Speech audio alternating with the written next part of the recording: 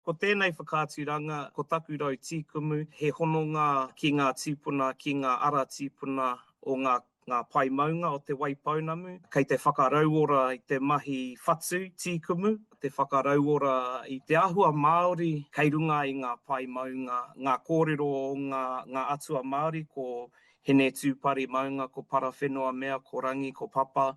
Kei te whakarauora te mahi a ngā tūpuna. And it was used by our tūpuna as a way of thermal. It's got an element that, keeps the rain off.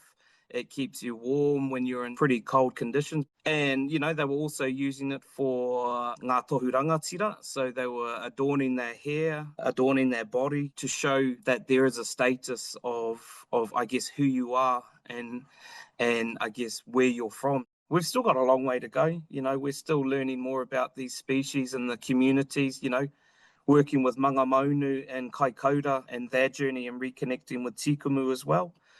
Same in Dunedin. So, it's opening up windows and communities that we're sharing that information with and vice versa.